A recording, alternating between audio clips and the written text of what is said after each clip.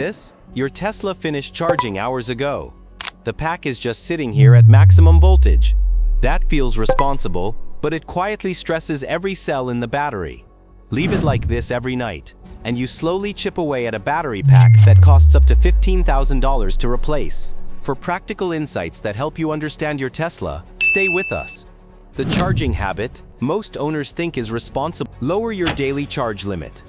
Many Tesla owners set it once during the first week of ownership and never adjust it again. The routine feels sensible. You arrive home, plug in, and let the battery charge to 90% or even 100%. The car finishes overnight and sits full until morning. It feels responsible, maximum range, and no chance of waking up with a low battery.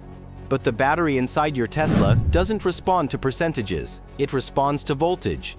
When the pack sits near the top of its state of charge, every lithium-ion cell holds higher voltage. That level is safe for short periods, but remaining there for many hours increases chemical stress inside the cells. Lithium-ion chemistry prefers moderation, not long stretches at the highest voltage. Tesla provides a charge limit control for this reason. Setting the limit around 70–80% for everyday driving keeps the battery inside a healthier operating range. For most drivers, that still provides far more range than a normal day requires. If you need extra distance, simply raise the limit the night before a longer drive and let the car finish charging close to departure. Tesla's charging guidance reflects this approach, encouraging owners to manage daily charging limits and avoid unnecessary time at extreme charge levels. Owners often focus on how frequently they charge. In reality, what matters more is how long the battery remains near the top of its charge range. Why charging frequency is not the real problem. Plug in your Tesla regularly. Waiting for the battery to drop very low before charging doesn't help the pack the way many people assume. This idea comes from older electronics where batteries were often drained before being recharged. Some owners still apply that habit to electric vehicles, believing frequent charging cycles slowly damage the battery. Modern Tesla batteries don't work that way.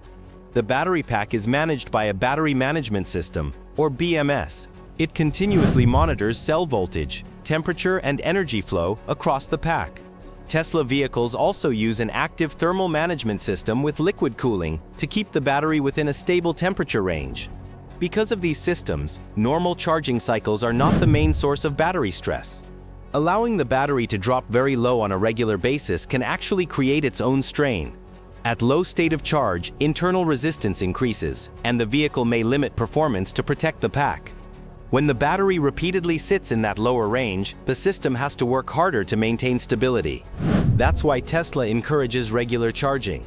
Plugging in at home keeps the battery within a comfortable operating range instead of swinging between very high and very low levels. The pack remains closer to the middle of its charge window, where lithium-ion chemistry tends to be most stable. The result is a more consistent charging routine and smoother battery management over time. The setting. Most owners never adjust again. Check your charge limit. Many Tesla owners set it during the first week of ownership and rarely revisit it. At first, the decision feels simple. You slide the limit to 90% or higher because having extra range feels safer. After that, the setting stays the same, even as your daily driving routine changes. The car continues charging to that level every night. But most drivers don't use anywhere close to the full range of the battery in a normal day. A typical commute and a few errands often consume only a small portion of the pack. Yet the car keeps charging to a level meant for much longer trips. That means the battery spends more time near the upper end of its state of charge than it actually needs to. Lithium-ion batteries generally perform best when they operate closer to the middle of their charge range. Keeping the pack there reduces unnecessary voltage stress inside the cells. It may seem like a small detail, but the battery experiences those conditions every time the car is parked and charging. The fix is simple. Adjust the charge limit to match how you actually drive. For many owners, a limit around 80% still provides more than enough range for everyday use. When a longer drive comes up, you can raise the limit temporarily and return it afterward.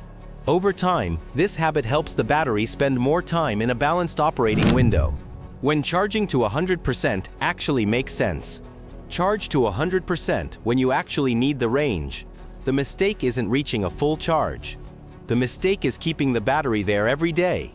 Some Tesla owners avoid full charging completely because they've heard it damages the battery. Others charge to 100% constantly because it feels safer to start with maximum range. The truth sits in the middle. Tesla designed the battery pack to safely reach full charge when necessary. The key factor is timing. When the battery reaches 100%, cell voltage is at its highest point. Remaining there for long periods isn't ideal for lithium-ion chemistry. Using that energy soon after charging is different. The battery spends very little time at that maximum voltage. That's why charging to full before a road trip works perfectly well. Schedule the charge so it finishes shortly before departure.